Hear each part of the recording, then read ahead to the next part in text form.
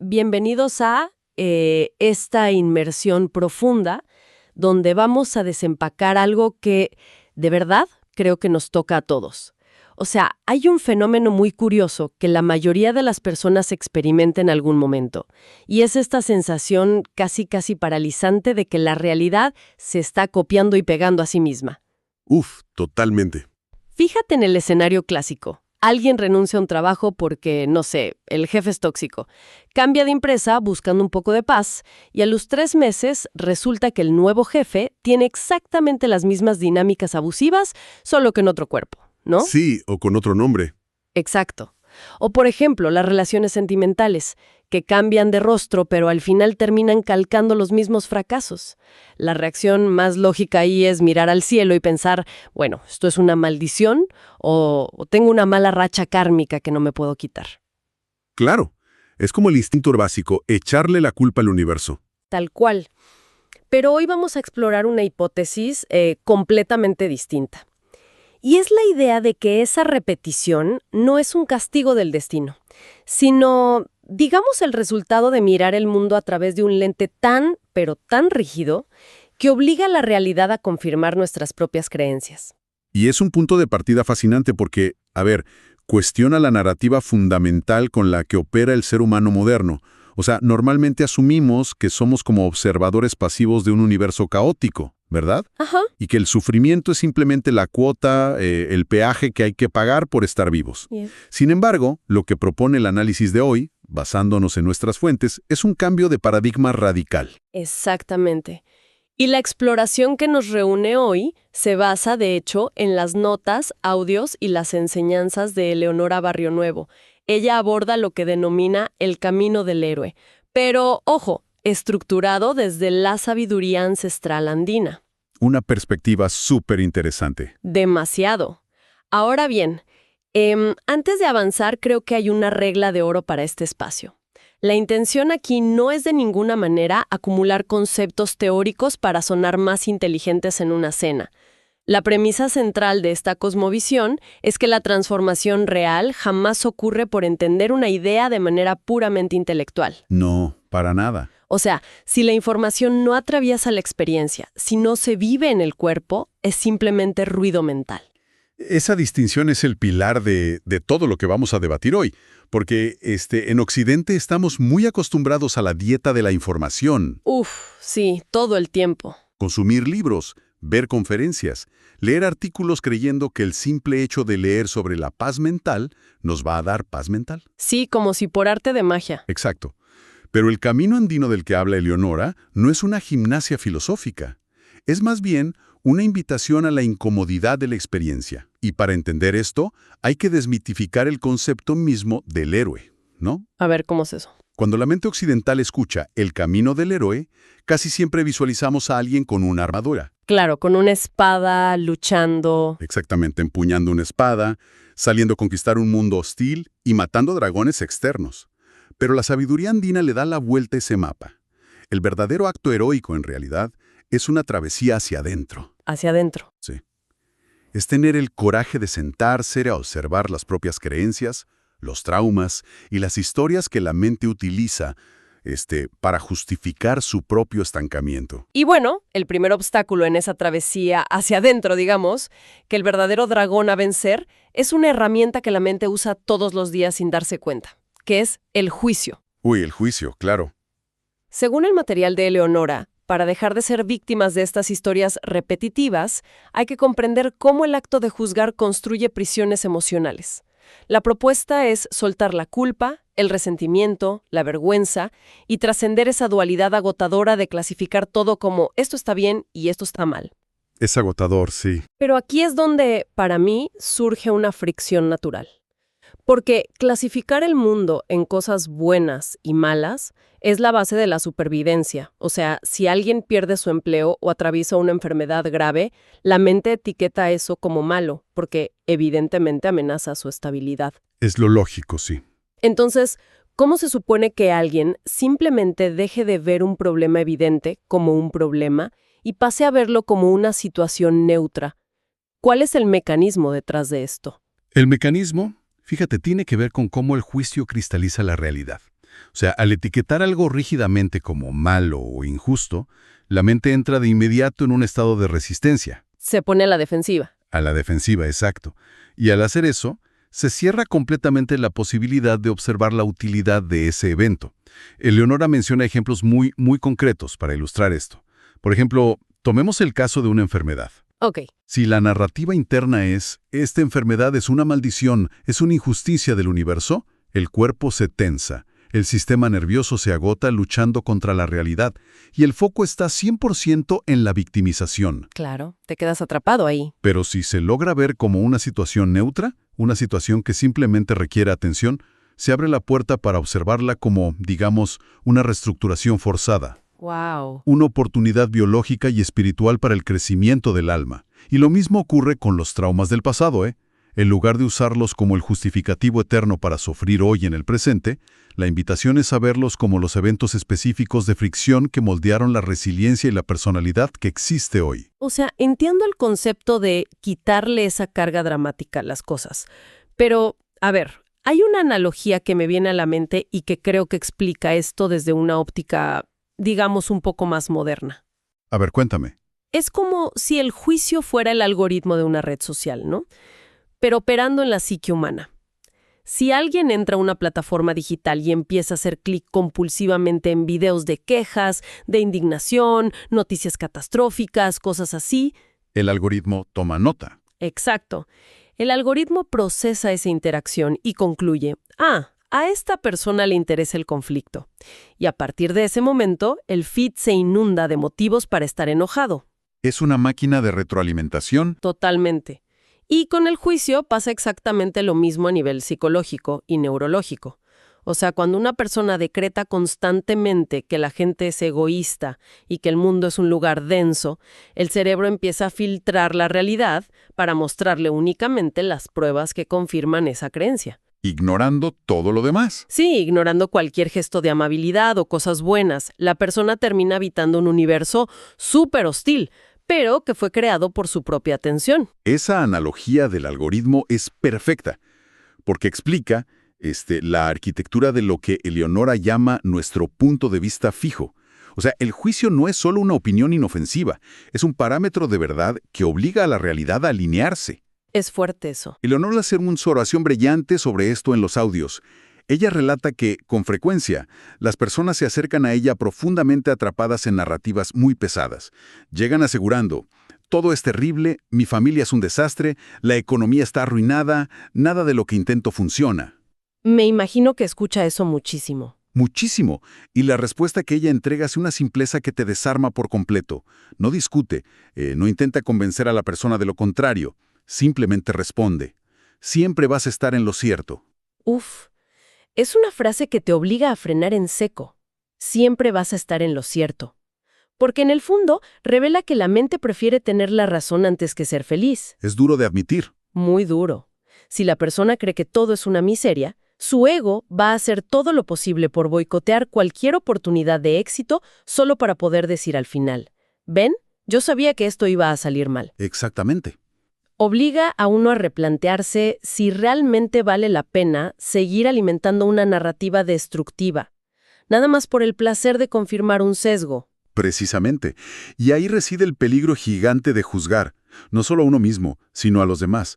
Porque la sabiduría andina plantea un principio de reciprocidad energética.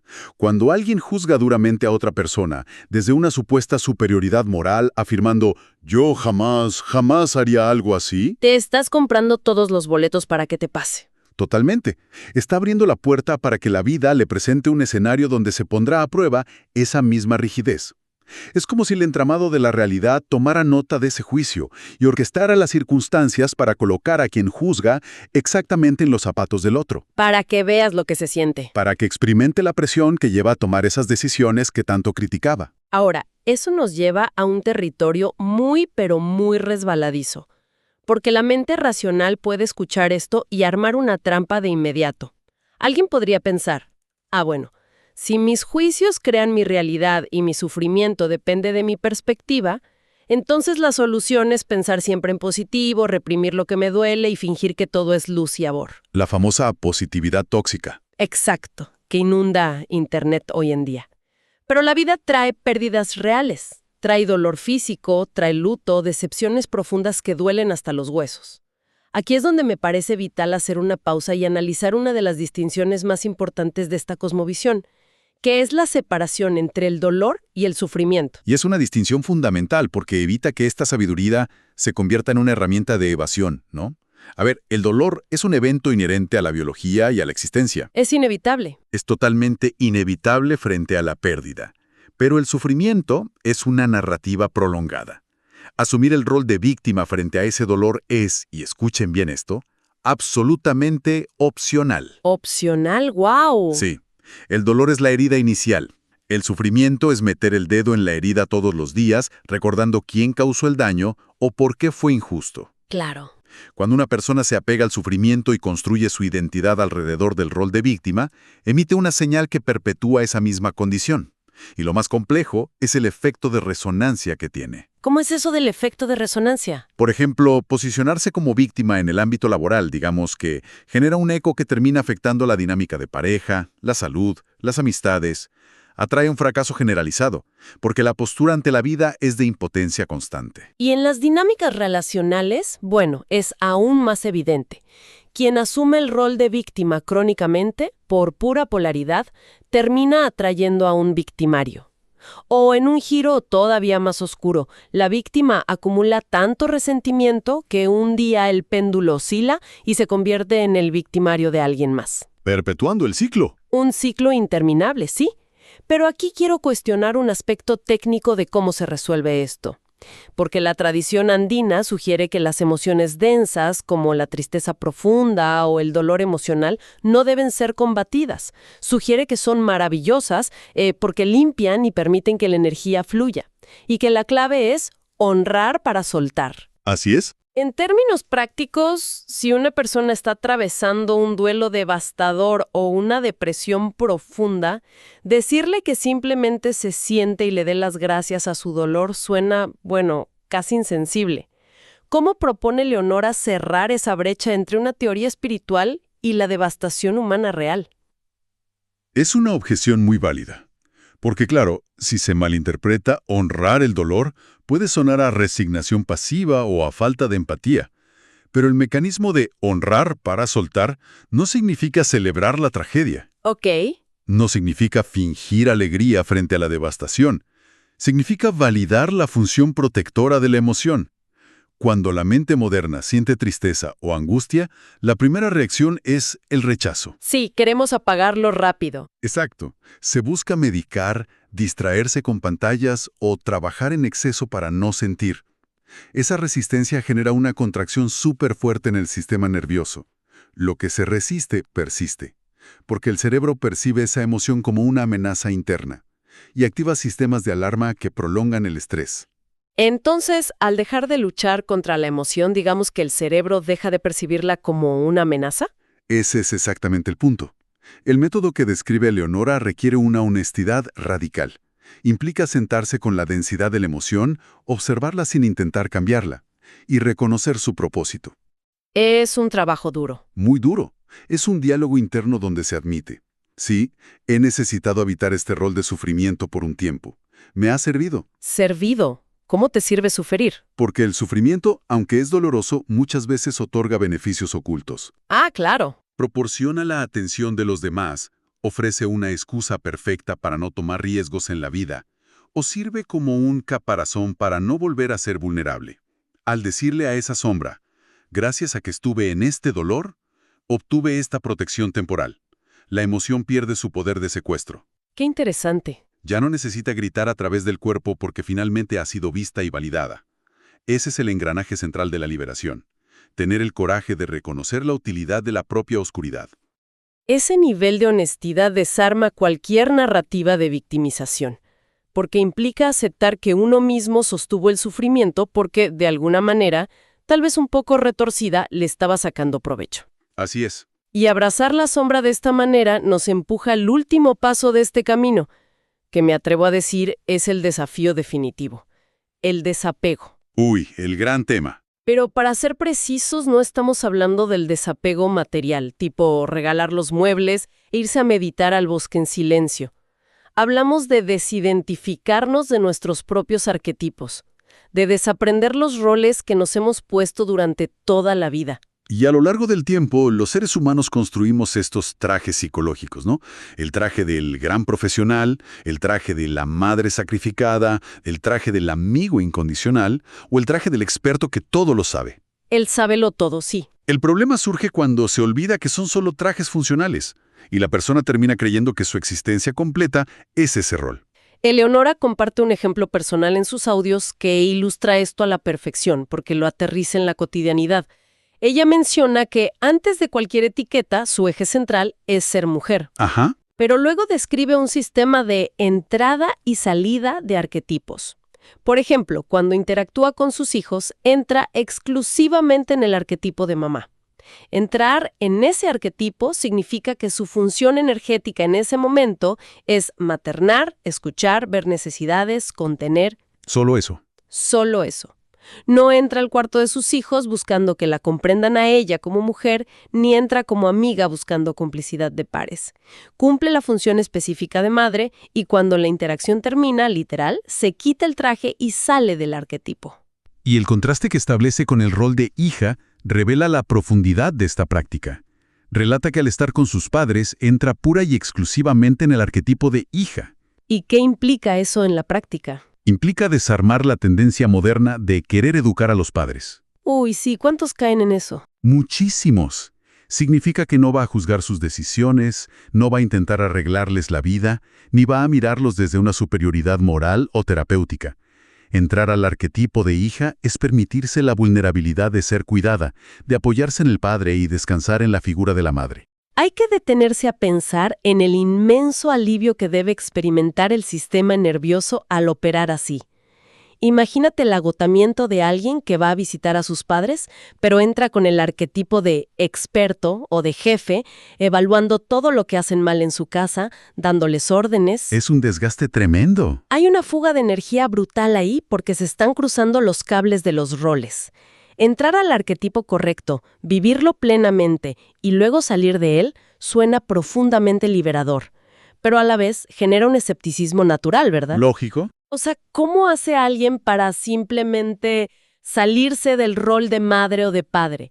La preocupación por un hijo no se apaga mágicamente por cruzar una puerta y decir, bueno, ahora me quito el traje. Claro, y esa es la trampa del análisis intelectual. Creer que entrar y salir de un arquetipo es como presionar un interruptor lógico en el cerebro. Y aquí es súper vital hacer una aclaración que marque el límite de cualquier debate teórico que podamos tener. A ver.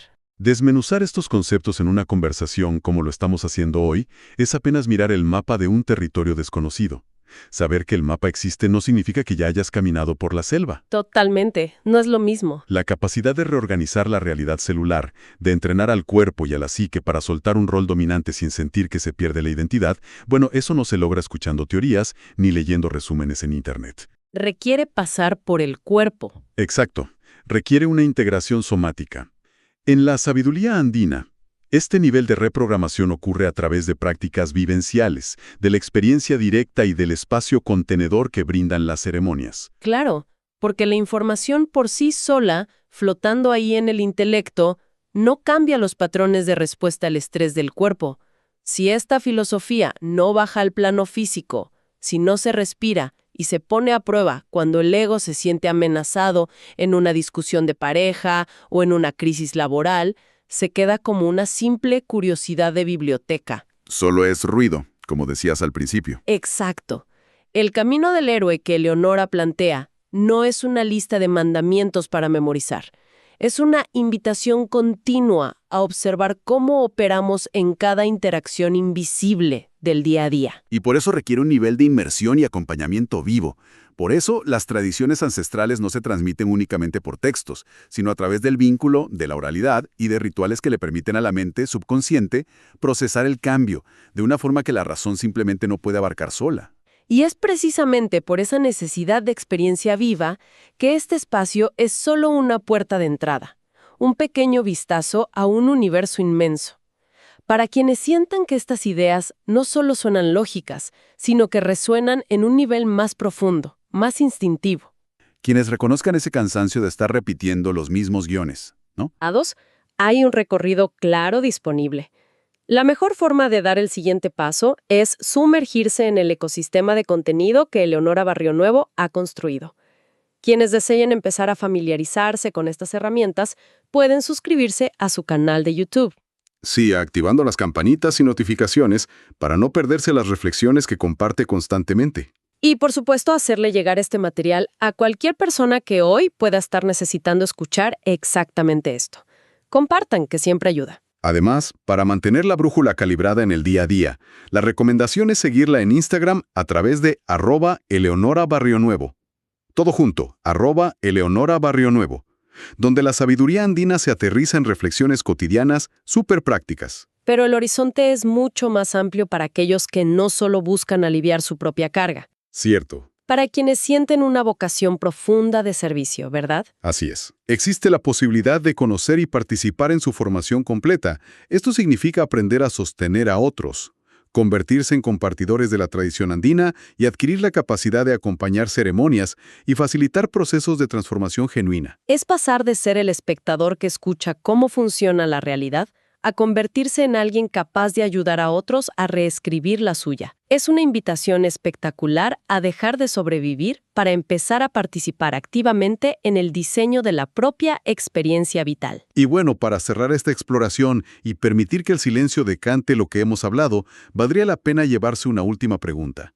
No para responderla de inmediato, sino para dejarla resonar un rato en la cabeza. A ver, te escucho. Si aceptamos la premisa de que nuestras identidades, nuestros problemas, nuestros juicios y hasta nuestros roles más sagrados son, al final del día, solo trajes temporales que usamos para interactuar en este mundo, ¿qué pasaría si el mayor obstáculo en el propio camino del héroe es precisamente ese mismo rol del que alguien se siente más orgulloso e infalible?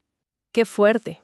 Cuando finalmente se apagan las luces, se acaba la función y caen absolutamente todos los trajes, ¿quiénes somos los que quedamos realmente habitando ese silencio?